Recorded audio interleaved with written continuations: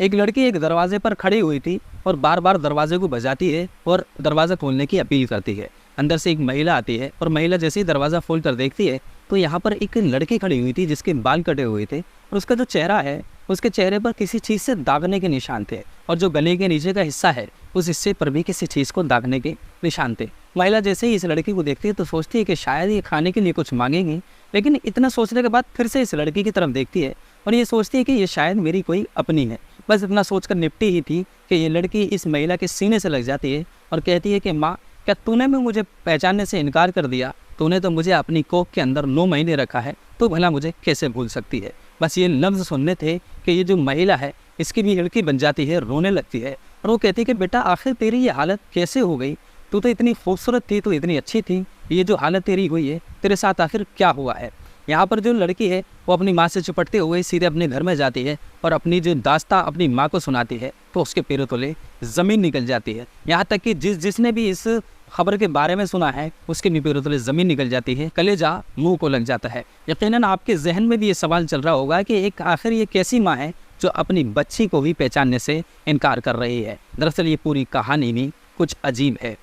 आदाब, नमस्कार, सत्य श्री अकाल में यह खान सोज। आज की जो सच्ची घटना, सच्ची कहानी मैं आपको सुनाने जा रहा हूँ, दरअसल ये सच्ची घटना है उत्तर प्रदेश के वाराणसी की।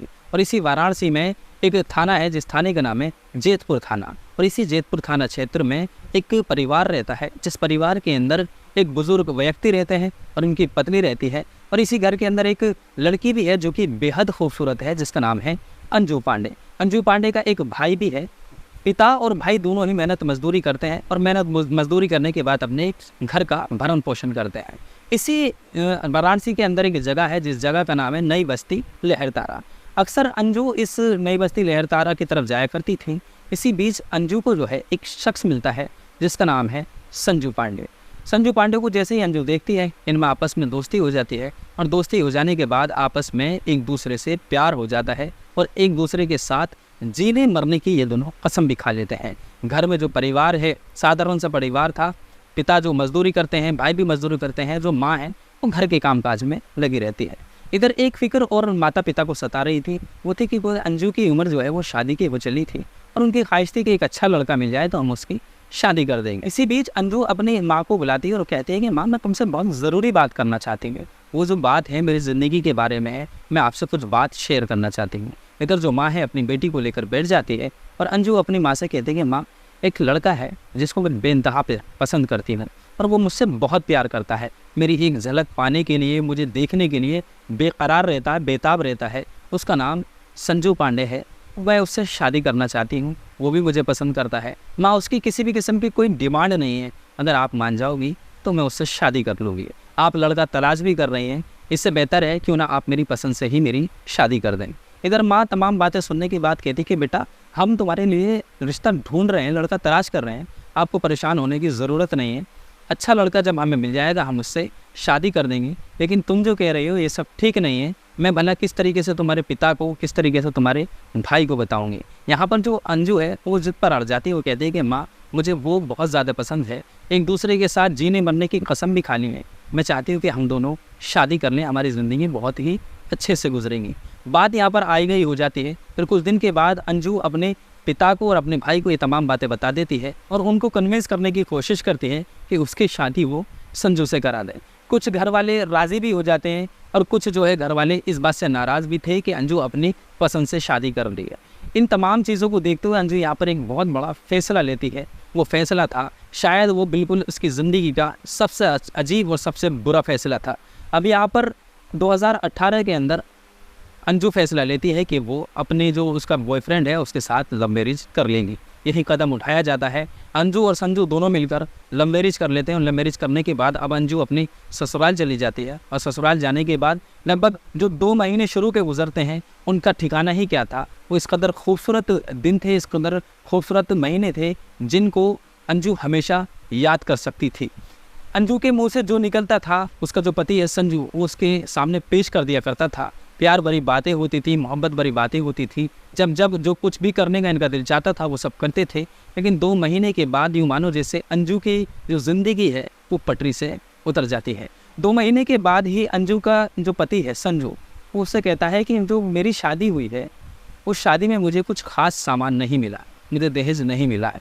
लिहाजा तुम्हें करना चाहिए कि अपने पिता से, अपने घर वालों से बात करो ताकि वो मुझे 4 लाख रुपया और एक प्लॉट मेरे नाम कर दें, जिससे हम अपनी ज़िंदगी को अच्छे से गुजार सकें। ये तमाम बातें सुनने के बाद अंजू सोचती है कि जो मेरा पति है उसका इतना अच्छा स्वभाव मेरे साथ है, वो मुझसे मोहब्बत से बात करता है, जिस चीज़ की कभी मुझे ज़रूरत होती है वो मेरे सामने पेश कर दी जाती है, वो मजाक कर रहा होगा। लिहाजा यहाँ पर जो अंजू है वो कहती है कि आप जानते हो जो मेरे पिता है और जो मेरे भाई हैं दोनों ही मजदूरी करते हैं, किसी तरीके से अपने घर का भरण पोषण कर रहे हैं। मुझे लगता है कि मैं अपने पिता से ये बात नहीं कह पाऊँगी। ये बात यहाँ पर अंजू कह देती है और ये बात आई गई हो जाती है। दरअसल अंजू इस बात से बिल्कुल बेखबर थी, जो उसके पति ने कहा था वो बिल्कुल सच था, वो यही सब चाहता था। अब ये बात निकल कर धीरे धीरे अंजू के जो ससुराल वाले हैं उन तक भी पहुँचती है। अंजू की एक नंद थी, वो नंद भी अंजू के पास आकर कहती है कि जो मेरा भाई है उसको कुछ खास सामान नहीं मिला है, लिहाजा तुम 4 लाख रुपये और एक प्लॉट का अपने घर वालों से इंतज़ाम करा दो, जिससे कि तुम्हारी ज़िंदगी बहुत अच्छे से गुजरेंगी, फिर तुम्हें किसी किस्म की कोई परेशानी नहीं होगी। अब अंजू यहाँ पर समझ चुकी थी कि जो मेरे ससुराल वाले हैं वो वाकई इस बात को लेकर सीरियस है। अब यहाँ पर अंजू अपने ससुराल वालों को जवाब दे देती है कि मेरे जो पिता है वो मजदूर हैं, मुझे नहीं लगता कि मेरे पिता इतना बड़ा कदम मेरे लिए उठा पाएंगे या मेरे लिए इतनी बड़ी रकम न जाने वो कहाँ से लाएंगे, वो मुझे नहीं दे पाएंगे। अब यहाँ पर ये बात जब नंद सुनती है उसको भी गुस्सा आ जाता है। एक रोज़ अंजू को नंद बुलाती है और बुलाने के बाद जो अंजू का पति है संजू, वो भी इसी कमरे में होता है और इसको पकड़ लेते हैं और इसको निर्वस्त्र करते हैं और निर्वस्त्र करने के बाद आग से इसके सीने को दागना शुरू कर देते हैं। अब यहाँ पर अंजू कर्राती है, चीखती है, चिल्लाती है और वास्ता देती है, हर किस्म का वास्ता देती है। वो कहती है कि मुझे छोड़ दो, ये आखिर तुम मेरे साथ क्या कर रहे हो? क्या मेरी ये गलती थी कि मैंने तुम्हारे भाई से यानी संजू से मैंने लव मैरिज कर लिया, उसको मैंने पसंद कर लिया है। अब इन तमाम बातों का नंद के ऊपर कोई असर नहीं हो रहा था, ना ही जो उसका पति है उसके ऊपर कोई असर हो रहा था। ये बात आई गई हो जाती है। अब अंजू सोचती है कि यहाँ पर जो आज हद हो चुकी है, मुझे लगता है कि अपने लबों को खोल देना चाहिए, मुझे अपने परिवार वालों को ज़रूर बताना चाहिए। अब यहाँ पर जो नंद है और जो उसका पति है वो यहाँ पर धमकी देते हैं कि अगर तुमने किसी को बताने की कोशिश की तो तुम्हारा भाई है उसके ऊपर हम तेज़ाब डाल देंगे, उसका कत्ल करवा देंगे, उसको मरवा देंगे। अब यहाँ पर अंजू ये जैसे ही बात सुनती है तो यहाँ पर अपने लबों को सी लेती है। अब 1 साल, 2 साल, 3 साल, 4 साल, मुसलसल 6 साल इसी तरीके से गुजर जाते हैं। अंजू को मारा जाता है, पीटा जाता है, भूखा रखा जाता है। एक रोज़ अंजू बहुत ज़्यादा भूखी थी और वो खाना मांग रही थी और जैसे ही उससे अपने ससुराल वालों से खाना मांगती है तो यहाँ पर जो खाना जिस वक्त में चम्मच में लिया जाता है तो वो कुछ खाना नीचे ज़मीन पर गिर जाता है। इस कदर भूखी थी कि उसको उठाकर जैसे ही खाने की कोशिश करती है तो यहाँ पर जो गिरा हुआ खाना था उसके ऊपर पैर रख दिया जाता है। उससे कहा जाता है कि तुम्हारी सज़ा यही है कि तुम भूखी रहो, क्योंकि हमें एक प्लॉट और 4 लाख रुपये अभी तक हमें नहीं मिले हैं। अपने मीडिया से अंजू बात करते हुए रोते हुए एक बात और कहती है जो वाकई इंसानियत को शर्मसार कर देती है। वो कहती है कि मेरी नंद ने मुझे मल खाने पर मजबूर किया, मेरे आगे लेटरिन रख दी गई थी, उसको भी मुझे खिलाया गया था।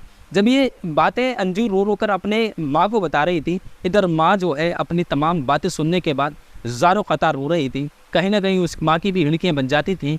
एक वो बेटी जिसको बड़े प्यार से लाड से मैंने पाला था, आज उसकी कैसी हालत हो गई है कि मैं उसे पहचानने से भी उसको इनकार कर दिया था। अब तमाम बातें ये सब अंजू के साथ हो ही रही थी। अब से 2 दिन पहले एक अजीब व गरीब बात अंजू के साथ होती है, जब अंजू सोच लेती है कि अब मुझे अपनी चुप्पी को तोड़ देना चाहिए, वरना ये मेरा हश्र जो है बुरा होगा, हो सकता है ये तमाम लोग मुझे मौत के घाट उतार दें। अब यहाँ पर अंजू बताती है कि मैं अपनी जान को बचाकर किस तरीके से भागी हूँ, बस मैं ही जानती हूँ। मुझे आज उन्होंने पूरे तरीके से इरादा कर लिया था कि आज इसके जिस्म पर हम तेज़ाब फेंकेंगे और तेज़ाब फेंकने के बाद इसको मार देंगे। जैसे ही ससुराल वालों की नज़र बचती है तो अंजू वहाँ से भाग निकलती है और भागने के बाद सीधा अपने घर पर पहुँचती है। दरवाजे पर पहुँचती है तो माँ अंजू को देखकर पहचान नहीं पाती है। एक ये फ़ोटो आपको नज़र आ रहा होगा, एक ये फ़ोटो है अंजू का लव मैरिज से पहले का, जो किस कदर खूबसूरत है, और इसी अंजू का दूसरा ये फ़ोटो है जिसे आप देखेंगे शायद आप भी पहचानने से इनकार कर दें। ये घटना वाकई इंसानियत को शर्मसार करती है, सोचने पर मजबूर कर देती है। क्या इंसानी शक्ल में हमारे आसपास इंसानी शक्ल में कुछ जानवर भी रह रहे हैं? आप ऐसे लोगों पर क्या कहना चाहेंगे, ऐसे दहेज लोभी लोगों पर क्या कहना चाहेंगे? कमेंट सेक्शन में कमेंट कर ज़रूर बताइएगा।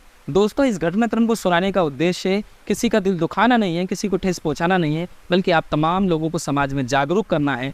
आप जहाँ रहें सुरक्षित रहें, सावधान रहें, अपना ख्याल रखें और अपने परिवार का ख्याल रखें। अगर ऐसे में अंजू अभी भी अपने लबों पर खामोशी रखती और इस चुप्पी को नहीं तोड़ती तो हो सकता था कि आज अंजू के साथ न जाने क्या होता। ऐसे में अगर किसी बच्ची को प्रताड़ित किया जाता है, परेशान किया जाता है और उसको किसी किस्म की धमकी दी जाती है, ऐसे में सबसे पहला काम उस बच्ची का ये है कि वो सबसे पहले अपनी इस चुप्पी को तोड़े। मौका लगते ही या तो पुलिस से अपनी मदद तलब करे या फिर अपने जो घर के जो नज़दीकी लोग हैं जिनके ऊपर हम भरोसा कर सकते हैं उनको तमाम बात बताएं ताकि वो आपको पुलिस तक ले जाकर तमाम बातें बता सकें।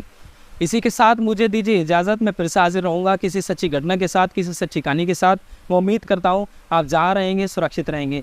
जाने से पहले मेरा हमेशा का वो सिलसिला, आप तमाम लोग प्यारे प्यारे नाम कमेंट सेक्शन में कमेंट करते हैं, अपनी जगह का नाम और अपना नाम, वो तमाम नाम जो है मैं वीडियो के लास्ट में लेता हूँ। तो नेहा पाटिल हैं जो हमारी वीडियो देखना पसंद करती हैं, संदीप पाल हैं जो वीडियो देखना पसंद करते हैं, अंकित साहू हैं जो हमारी वीडियो देखते हैं, RN शुक्ला हैं जो हमारी वीडियो देखते हैं, अनिल आर्मी बॉय हैं जो हमारी वीडियो देखते हैं, बाबूलाल परमर हैं जो हमारी वीडियो देखते हैं, देव जी वडोदरा गुजरात से हमारी वीडियो देखते हैं, शाजिया शेख हैं जो हमारी वीडियो देखती हैं, ज़ायरा हैं जो हमारी वीडियो देखती हैं, अब्दुल रहीम अंसारी हैं जो झारखंड से हमारी वीडियो देखते हैं, सोनल गुप्ता हैं जो हमारी वीडियो देखते हैं, मुन्ना अंसारी हैं जो बुलंदशहर से हमारी वीडियो देखते हैं और साहिल अंसारी जो बुलंदशहर से हमारी वीडियो देखते हैं। आप तमाम लोगों का बहुत बहुत शुक्रिया। अपना ख्याल रखें। अब मुझे दीजिए इजाज़त। मैं फिर से हाजिर रहूँगा किसी सच्ची घटना के साथ, किसी सच्ची कहानी के साथ। आदाब, नमस्कार, सत्य श्री अकाल, जय हिंद, जय भारत।